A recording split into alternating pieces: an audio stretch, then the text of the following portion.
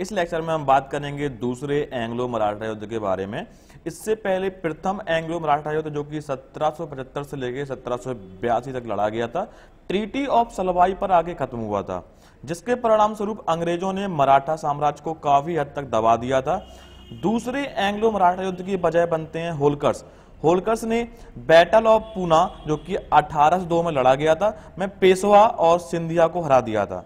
इसके बाद पेशवा एक बार फिर ब्रिटिशों के पास जाते हैं हेल्प के लिए, और इसकी कीमत इनको दूसरे युद्ध के रूप में चुकानी पड़ी।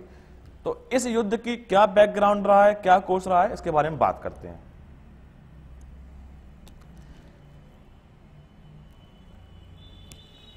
सबसे पहले देखो, इतना हम जान चुके हैं कि मैसूर को इन्होंने पूरा ऑलमोस्ट अपने कब्जे में ले लिया था ब्रिटिशों ने 1799 आते आते।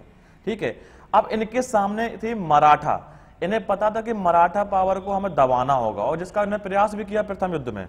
तो मराठाओं को इनको दबाना था। अब दूसरा युद्ध का मौका मिलता है जब होलकर्स पेशवा और सिंधिया पे अटैक कर देते हैं। तो सबसे पहले जानते हैं कि इनकी जो मराठा है, मराठा के और इनके एलाइज, इनके सहयोगी कहां कहां पे थे।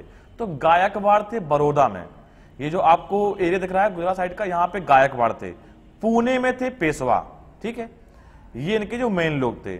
सिंधिया ग्वालियर के एमपी में, होलकर्स इंदौर में, ये भी एमपी में, और भोंसले नागपुर में, ये महाराष्ट्र में।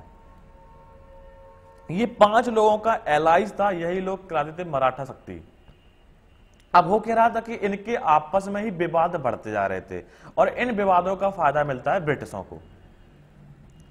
बाजीराव द्वितीय सन ऑफ रघुनाथ राव को जब पेशवा बनाया गया माधव राव की मृत्यु के बाद, ठीक है, तो माधव राव द्वितीय की मृत्यु के बाद जब बाजीराव द्वितीय पेशवा बनते हैं, इसके बाद यशवंत होलकर किसी कारणवश या कहें तो किसी खुन्नस में बैटल ऑफ पूना का यहां पे उद्घोष कर देते हैं 1802 में। और इस बैटल में, इस युद्ध में होलकर जो इंदौर के थे, उन्होंने हरा दिया पेशवाओं और सिंधिया को। अब यहां से पेशवा लोग जाएंगे ब्रिटिशों के पास, तो बाजीराव द्वितीय गए ब्रिटिशों के पास प्रोटेक्शन को लेके, हेल्प मांगने, और इसके बदले इनको ट्रीटी ऑफ बेसिन साइन करनी पड़ी। किसके साथ? ब्रिटिशों के साथ। तो यहां पे ध्यान देना, ट्रीटी ऑफ बेसिन किसके साथ साइन हुई थी? बाजीराव द्वितीय की और ब्रिटिशों की। अब इस ट्रीटी के अकॉर्डिंग इन्होंने क्या करना पड़ा कि इनको बहुत सी जागीरें, टेरिटरी ब्रिटिशों को देनी पड़ी। साथ ही साथ ब्रिटिशों की जो ट्रूप्स थी, सैनिकों की टुकड़ी थी, उनकी मेंटेनेंस का खर्च भी उठाना पड़ा।